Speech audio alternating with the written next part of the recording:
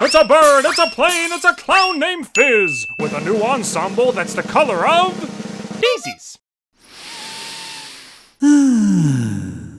Here's 10 things I loved about Helluva Boss Season 2, Episode 7. Oops! In case you're unaware, I do Helluva Boss content on this channel all the time, from initial reactions to full analyses, so be sure to subscribe and ring the bell if you want to know whenever more stuff's on the horizon.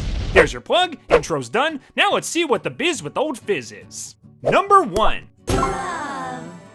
Well, somebody better call me Big Ben Franklin, cause I was on the frickin' money, baby! Our little lust-spewing, show-stealing duo are straight-up husbands in this show, meaning that secret snuggle at the end of Ozzie's was hinting at something greater after all. I loved watching these two go through their little morning routine, being all snuggly and overprotective of one another, with pet names and giggles aplenty.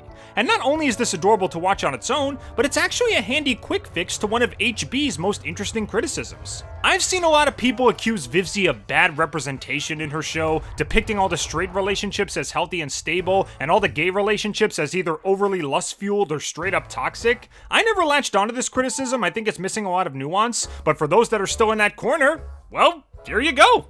The literal embodiment of lust and his personal plaything being more wholesome than a box of Wheaties, and I'm all for it. However, while this relationship is definitely very healthy, I'm glad it's not portrayed as perfect. It leaves a lot of room for further development, some of which is actually explored in this episode. Obviously, with Ozzie having the title that he does, he's very skittish about any public displays of affection. Heck, even a delivery girl entering their home unannounced leads to a massive attempt to cover their butts. But we can see later on that while he puts on the facade of a conductor of lustful magnetism, his true heart is in the complete other ballpark, yearning most for the touch and safety of his single significant other. And after nearly losing his beloved burn victim, he's a little more comfortable about being all sweet with him in public.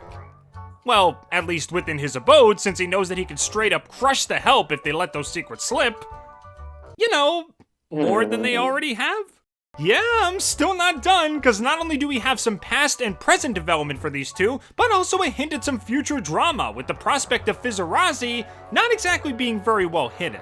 The tabloids are speculating on it, high rollers like Crimson are well aware of it, basically everything shy of a straight up yes from Ozzie is out there at this point. Fizz is being a good boy and throwing out any reminders of this so his hubby is happy, but I do wonder if they're ever going to have to confront this problem at some point. Is Ozzie going to publicly profess his love to the masses, ruin his reputation, and potentially lose his job? Or are he and Fizz going to separate either by force or by choice? Come on, I just got into these two, don't ruin this for me now! Overall, it just feels nice to get some closure on one of HB's most intriguing relationships. And this adorable duo's dynamic definitely feels organic and reminds us of the show's knack for being progressive. And speaking of progressive, number 2. Plot progression, baby! Sweet, juicy, forward momentum! After a threesome of episodes that were satisfying at best and kinda character damaging at worst, you wanna know why I see these stars? It was so nice to get a story that picks up the pieces of previous plots and finally provides some answers. And I don't mean just one or two. This episode juggles multiple hanging threads at a time. You sly dog. You and me and her. Fizz and Blitz's past that was touched on in Lululand, the circus, and Ozzie's? Bang! Full-fledged reunion, backstory, and reconciliation that was so well paced and executed that it made my eyes pee. Crimson being established as yet another upcoming antagonist that we expected to be ignored like the others? Bang! Here he is striking up a deal with Stryker to lure in their targets by taking advantage of some worthwhile cargo. They don't exactly succeed in the end, but it is nice to know that they're still on the prowl and hunting for revenge. Unless he was crushed to death in that warehouse, but I'm gonna hold that hope and say that they didn't massacre my boy that quickly. Stolas considering Asmodean crystals as a gift for Blitz so they can bail on the book deal? Bang! A scheduled personal meeting with the man himself to acquire just that. I'll admit it's kinda weird to see the two on such friendly speaking terms after Ozzie publicly eviscerated the burb at his bar, but sinners be sinners, I guess? They run into a bit of a snag where Ozzie refuses the deal at first since Fizz detests Blitz to his core, but after their little adventure together, Fizz gives Blitz his blessing and Stolas is permitted to have the crystal he's after. Guess we'll just have to see how Blitz will react to receiving such a gift. Ozzie and Fizz at the end of the episode? Bang! yeah, that's it. I'll dive into some of these points in later numbers, but it is nice to see the series throwing down the hammer and declaring, alright, no more funny business. We're getting this train rolling now. And speaking of funny business, man, I love segues. Number 3. I might rustle some jimmies with this comment, but this is by far the funniest freaking episode of Helluva Boss so far. Like, no contest. I snickered at Spring Broken, I chuckled at Cherub, but this episode had me constantly dying. I think it's because the comedy was at its most diverse this time around. It wasn't just HB's signature vulgarity and profanity. Trust me, there were still some moments like that, including one particularly long bit about Ozzie and his trouser kaiju. But whether they're filthy or clean, pretty much every gag in this ep hit dead on bullseye. The pre-recorded message joke, the comment about Fizz's cooking, Stolas being given a big contract to read and saying, "Oh yes, I love words." Fizz just chucking the trash can out the window, Fizz's face print on the top of the cage, and the absolute gold that is Fizz using a bunch of classic cartoon gags like the banana peel and the horn in the ear, and then being disappointed when none of them are effective. This ain't Toontown, my dude. Gags won't do jack against these loan sharks. In hindsight, it's pretty obvious that the episode starring our favorite Beetlejuice jester would be the one most jam-packed with jokes, but the Spindle crew deserve a big old hand for writing their funniest outing to date. Heck, they deserve a hand for just their writing on this episode in general. Speaking, okay, I promise I'll stop now. Number 4. Maybe it's just me, but the general scripting and format of this episode just seems so much sharper than a lot of the team's more recent stories. The pacing, the transitions, the narrative flow, it's all so slick. The important scenes are given the breathing room they need with minimal intrusions. There's a B-plot that's actually funny and doesn't overstay its welcome. The dialogue from the cast is super tight and well written, and there are so many character moments that are not only memorable, but also really smart and subversive. I love the scene in the warehouse where Blitz and Fizz have to press a button to escape their cage. The solution seems pretty easy. Just have Fizz stretch over and grab the remote. Heck, that's what I was thinking at first too. But Blitz, being the tactical genius and borderline psycho that he is, decides to trigger a Rube Goldberg machine of murder, wiping out all of the hired hands in the warehouse before finally pushing the button and setting them free. This is such a multifaceted scene. When the camera's panning across the room at first, you assume that Blitz is just looking for some kind of release mechanism while ignoring everything else, and then when he finds it, he'll come up with a plan afterwards. But no, Blitz is 5 steps ahead of everyone watching, taking diligent notes of everything in the room as he goes along, and then when he finally finds his trump card, he's already got a foolproof plan to bag their freedom. No selling this prison without Fizz having to lift a finger. And just look at his face throughout the whole ordeal. You can see how confident he is in this plan. This wasn't just some seat of his pants luck. I don't think a lot of people give Blitz credit for just how smart he can be in strategic situations, with this being one of the best examples of it. And the entire episode is just full of awesome moments like that, almost too many to count. Number 5. Alright, let's get to the most impactful aspect by far, the dynamic between Fizzarolli and Blitz. This right here was not stealing the show. This was highway robbery of the program. I've been wanting these two to properly interact since Blitz traded stories with Chuck E. Cheap knockoff. And after a few tidbits in episodes like Ozzie's and the Circus, we get a full 20 minutes of these two bouncing off each other, and it is glorious. The banter between them is unsurprisingly hilarious, with back and forth disses that made me bust a gut. Their polar opposite reactions to the situation, with Fizz being a scared, fidgety, ooh-woo baby the whole time, while Blitz just treats this like a normal Tuesday, was equally as entertaining. The fact that they're both boyfriends of higher-ups made for some really interesting bonding moments, and the fact that both bros not only get a chance to display their unique talents, but also form mutual respects for one another and even synergize on the fly, like Fizz stretching Blitz around as he shoots, was super satisfying. But the major sticking point for this episode was obviously the emotional stuff. If you went into Fizz and Blitz's first big episode and weren't expecting a feels-laced bombshell to explode, then I don't even know who you are anymore. And trust me, that's not the only thing that blows up in this story. While running from Crimson's cronies in a massive warehouse chase, the two imps finally let their pent-up emotions fly. Fizz accuses Blitz of being a cold-hearted, jealous jerk who never cared about him and only wanted him out of the picture. And after seemingly starting a fire on Fizz's birthday, leading to a huge fireworks explosion that left him as a deformed husk, Blitz just abandons Fizz without a second thought, not giving a single care if he lives or dies. But then Blitz, in the most outwardly emotional tone we've ever heard from him, slams down the truth hammer as we see what he went through that day. This was not a vengeful action fueled by jealousy. This was seemingly fueled by a lack of self-esteem, something that's all too familiar to the fans who know Blitz so well. When we see Blitz peer behind the curtain, he's holding a flower and a letter that reads, "For Fizz's eyes only." It almost seems like this was going to be some kind of love confession or a proposal to be partners. But after seeing how popular and loved Fizz has become, Blitz gets the feeling that he'll never be good enough for someone like him. All he'll ever do is make his life worse. All he's ever done is make anyone's life worse.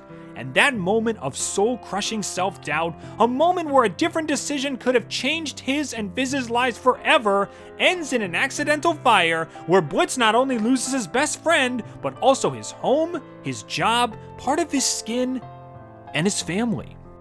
All of that guilt, all of that loss and pain piled onto one guy in a fraction of a second.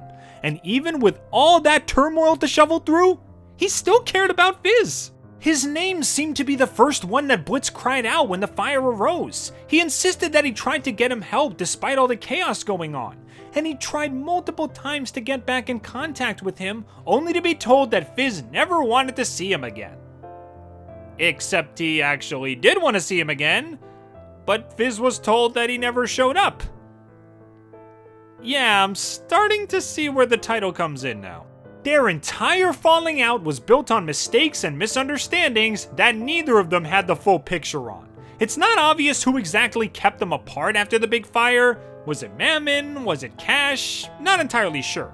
But in hindsight, if Blitz was more vocal about his feelings from the start, then all of this chaos and years of hatred could have been avoided.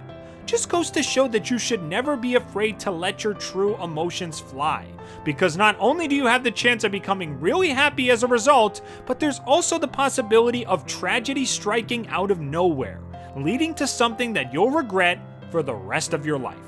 When you pair all of this with a lot of the little moments they give us, like Blitz talking about when Fizz distracted his dad so they could steal his booze, or Fizz remembering Blitz's weird pony kink, it just paints a beautiful picture of estranged friends who still secretly miss each other, split apart by misunderstandings, and finally learning the complete truth.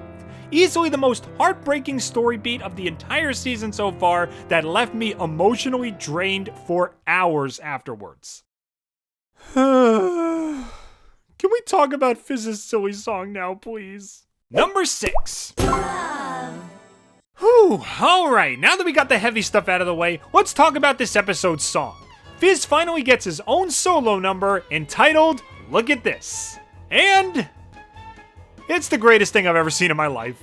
It may not hold a candle to Moxie's bad trip when it comes to emotional complexity, but for entertainment value? Oh ho ho ho ho! This is a straight up ham and cheese omelet and I demand seconds right away!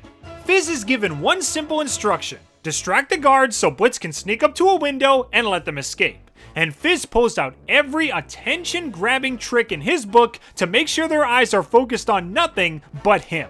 Clickbaity claims about get-rich-quick schemes, overdramatic slinking around the environment, pulling out random stuff and shoving it into people's faces, language changes, genre changes, incoherent mumbling, SpongeBob references, whatever the heck is going on here. Heck, I wouldn't be surprised if they told Alex Brightman to just improv some of this song, Robin Williams style. It's just a continuous cacophony of crazy comedy, and despite Fizz begging for it to end as soon as possible, I couldn't get enough of it. He may be as useful as a Nerf gun in combat, but when it comes to showmanship, this clown prince literally brings the house down. Though why they didn't just freaking shoot him is anyone's guess. I probably should have used this earlier, huh? Number 7. While very unexpected, the team-up of Crimson and Stryker was definitely pretty interesting. Two imps with a similar score to settle, one who handles his problems on his own and one who lets his muscle do the work, one who's desperate to climb the rigged social ladder and one who basically already has? A unique dynamic, I must say. They each get plenty of standout moments, my favorite being Crimson's speech to Ozzie, and Stryker just yeeting Blitz and Fizz through a window the second Crimson asks for something he can work with. They don't interact that much, which I think is a bit of a wasted opportunity, but I'm just glad to see some familiar foes at the forefront, instead of just introducing yet another antagonist and shelving them for later developments. Also, please tell me that these two are gonna set some kind of precedent from now on, where pairs of previous villains team up to take down the MCs. Look, I'm not a complicated guy. I just want to see the dorks and the cherubs working together. That's all I ask. They both want revenge on IMP. They both have tools and knowledge outside of hell. They both have acronyms. I don't know. Just give me what I want. Number 8. This moment right here. I know I already mentioned Blitz and Fizz's dynamic, but the part where Blitz just lists off all the adorable things that Stolas does for him, while Fizz is like, "Girl, are you serious right now?" It's just fantastic. Nice to know that even in the episode where the two don't speak a word to each other, the writers still find a way to throw one extra log on the Stolitz fire to keep our ship running and our fingers warm and toasty. I would have liked for Blitz to visit Stolas in the hospital at some point, but hey, beggars can't be choosers. Number 9. Fizz has puppies! Look at the little hell puppies running down the street, pulling Fizz around while he rides on his little heelys. He's even got a pupper with 2 legs that gets around in a little wheelchair. I love it. You're gonna make it, little buddy. You just keep rolling along. Handy-capable representation at its cutest. Whew. Okay, I'm good. Moving on. Number 1. Hey! A small gripe to be sure, but there was one moment where I felt like a joke didn't need to be there. I mean, the convo between our insane clown posse was fine, but the moment where the two of them share an affectionate hug after all the hardship they endured, and then Blitz makes a making out joke, you probably just could have let that moment be emotional. Remember how Luna said that Blitz is only serious when he's making 0 jokes, innuendos, or swears? Imagine how much more impactful this moment could have been without that joke. I guess it's fine as it is, but just a moment of tearful, heartfelt silence could have made this bit even more special than it already was. Alright, so with 9 love points and only 1 hate point, that brings my first impression score to a 9 out of 10. What an absolutely breathtaking hell of a masterwork that's all aces on the laughs, feels, story beats, and payoffs. I haven't seen a gem this well-rounded since Truth Seekers, and I'm sure I'll come to love it even more after I analyze it even deeper. But for now, let's hear what you guys think. Were you as satisfied with this story as I clearly was, or did the execution of this thing fall in line with its title? Leave your thoughts in the comments below. Thanks for tuning in, everybody, and I hope to see you all real soon.